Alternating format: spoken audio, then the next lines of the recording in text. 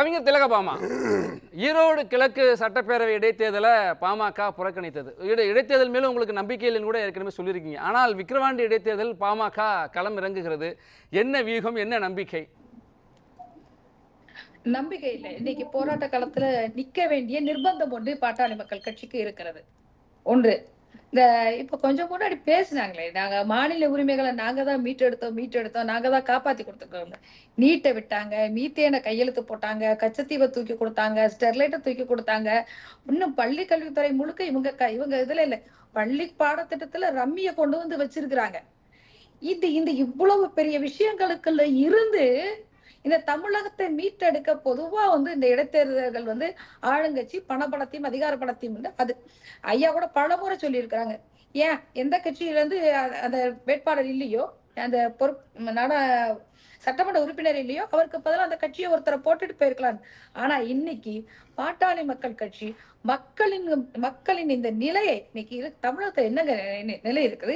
என்னமோ பொருளாதார நிலையத்தெல்லாம் உயர்த்திட்டோம், உரிமை தொகை கொடுத்து பொருளாதாரத்தை உயர்த்திட்டோங்க. 1000 ரூபாய் கொடுக்குறீங்க, அங்கிட்டு 2000 ரூபாய் டாஸ்மாக் கடைக்கு போயிருது.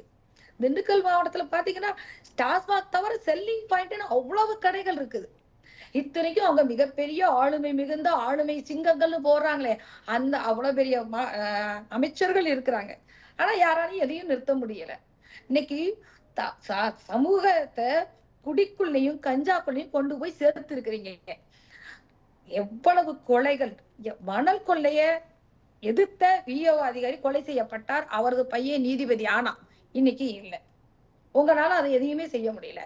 கரண்ட் பில்லு இன்னைக்கு சாதாரணமா இருந்தது, தேர்தலுக்கு முன்னாடி நீங்க சொன்னது மாசம் எடுப்போம், சாமானியனுக்கு ஏதுவாக இருக்குன்னு நீங்க பேசுறீங்க. ஆனா இன்னைக்கு கரண்ட் பில்லு எங்கெங்கயோ போயிட்டு இருக்குது. யாருமே அது குறித்த எந்த கேள்வியும் இல்லை. தமிழகத்தில் பாமக பத்தி பேசணும்னே சாதி பத்தி பேச வேண்டிய சூழல் உங்க எல்லாருக்கும் நெருக்கடியா வந்துருது. பாட்டாளி மக்கள் கட்சி வன்னியர்களுக்கு மட்டும் போராடினதாக நீங்க என்னைக்காவது இப்படி பதிவு பண்றதே உங்களோட பெரிய வேலையா இருக்குது. அருந்ததியர்களுக்கான போராட்டம், இஸ்லாமியர்களுக்கான இடஒதுக்கீடு,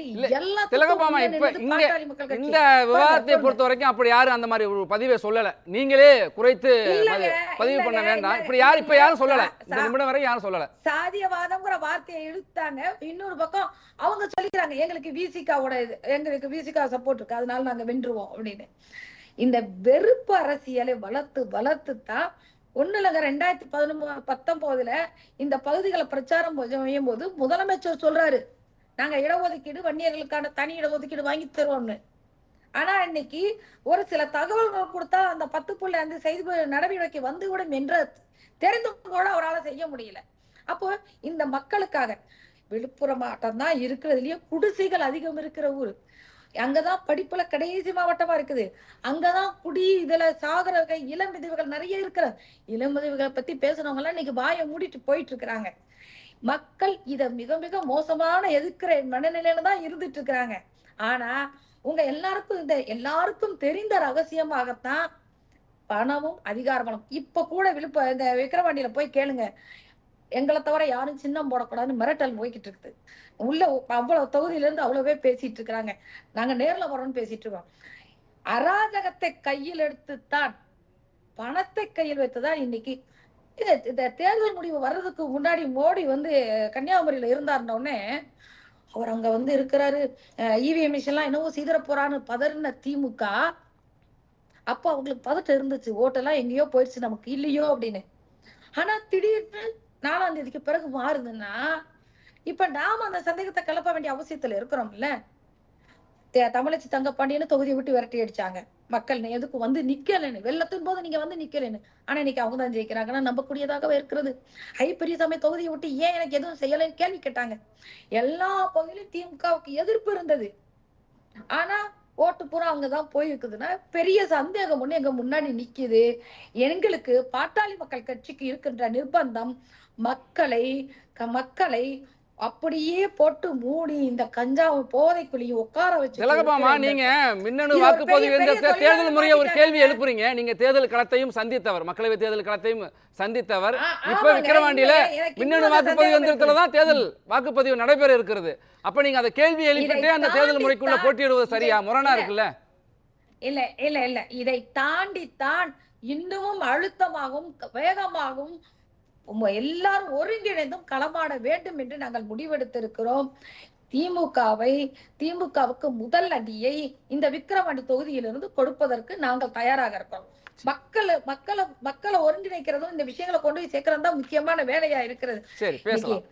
எவ்வளவு தொடர்ந்து பேசலாம். நீங்க இல்ல முடிச்சிருங்க சொல்ல வந்தது முடிச்சிருங்க. இல்ல தொடர்ந்து பாடத்திட்டங்கள்ல ரம்மிய கொண்டு போறது, இன்னைக்கு பொலிட்டிக்கல் எக்கனாமிக் ப்ரோக்ராம்ல நாங்க வளர்ச்சி அடைஞ்சிட்டோம் அப்படின்னு பாடத்திட்டத்தில் அதில் இருந்தால் கண்டிக்க வேண்டியதான், நீக்கப்பட வேண்டியதான். அதான் அந்த ஆன்லைன் ரம்மிக்கான தடைக்கு மசோதாவை கொடுத்தால் ஆளுநர் அதுக்கு அனுமதி கொடுக்க மாட்டேங்கிறாரு. அதுக்கு என்ன செய்திருக்கீங்க நீங்க தோழமை கட்சியாக?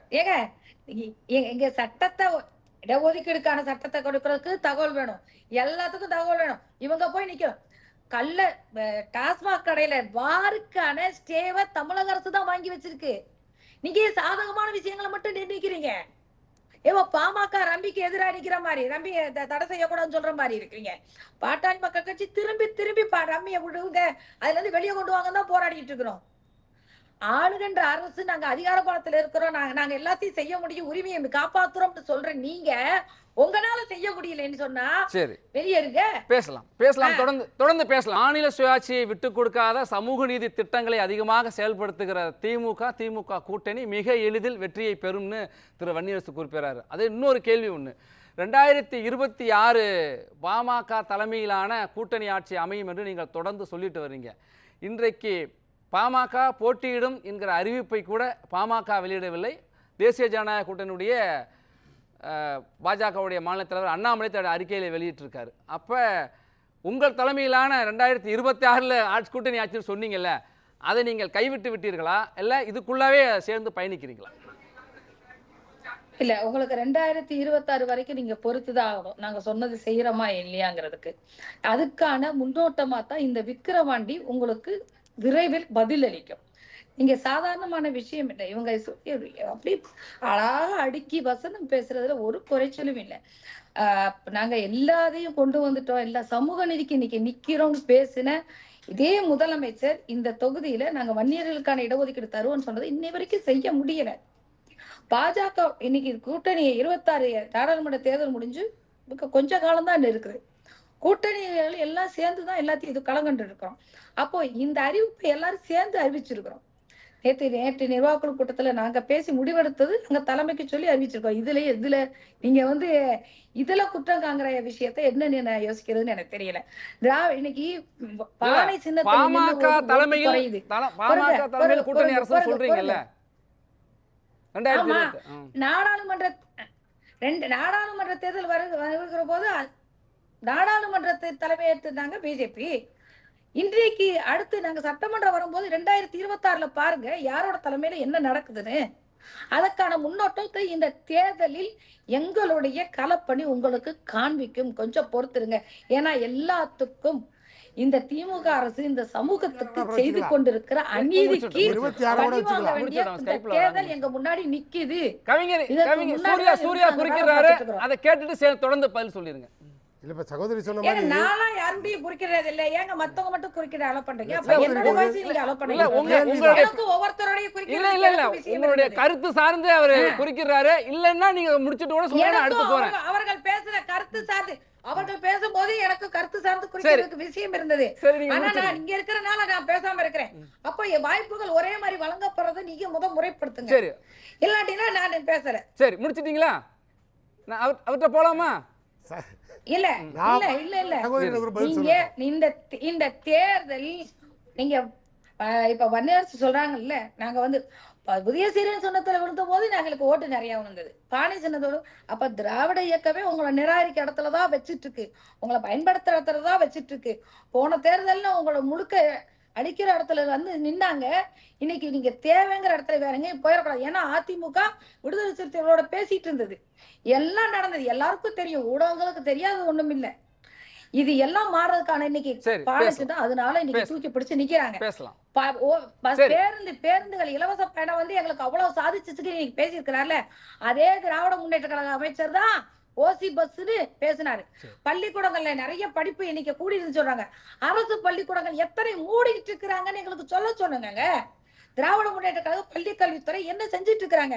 பாடத்திட்டத்துல உயர்கல்வியுடைய பழைய எண்ணிக்கை எல்லாத்தையும் தூக்கிட்டாங்க. இந்திய சராசரிக்கு மேல் இருக்கிறது என்று புள்ளி விவரங்கள்லாம் சொல்லுதே. நம்ம பேசலாம். சூர்யா குறுக்கிட்டீங்க. புள்ளி விவரங்களை வச்சுட்டே நீங்க எத்தனை நாளைக்கு இருக்க போறீங்க? அரசு பள்ளிக்கூடங்களை மூடுங்க. புள்ளி விவரங்கள் உள்ளதை சொல்லுதா இல்லாத சொல்லுதா? அதையும் சேருங்க. சரி சூர்யா, ஒரே ஒரு கேள்வி. அரசு பள்ளிக்கூடங்களை மூடுனது உங்க புள்ளி விவரங்கள் வரலையா? தேசிய கட்சிங்கிறதுனால அது நாடாளுமன்றத்துல நான் பாஜக பேச நிறுத்தி அவரை பேச விடணும். அவ்வளவுதானே, உங்களுக்கு பேச விடல. அதுல பேசல நேரம் இருக்கு. நேரம் பாருங்க. அவங்க பதிலே 8 மணிக்கு நம்ம நிகழ்ச்சியை முடிக்கணும். 1 to 1 நம்ம மட்டும் பேசுறது இல்ல, பாக்கி 4 பேரும் பேசணும். 5 பேர் வந்திருக்கீங்க விருந்தினர்கள். அதை கருத்தில் கொள்ள வேண்டுகிறேன். குறுக்கிடுறத பத்தி பேசுறீங்க. முடிச்சிட்டீங்க. நானும் குறுக்கிட்டு இருப்பேன்ல, எல்லாரோட பேசுறீங்க. சரி, உங்களுக்கு உரிய நேரம் கொடுத்துதான் குறுக்கிட்டா திருப்பி நீங்க தொடர்ந்து பேசுறீங்க. உங்களுக்கான நேரம் கொடுக்கப்பட்டது, உங்களுக்கான வாய்ப்பும் கொடுக்கப்பட்டு அதற்கு பிறகுதான் நீங்க நடத்துங்க. நாமளே பேசிட்டு இருக்கிறனால நம்ம நேரம் விரயமாகும். கருத்துக்களை கேட்போம்.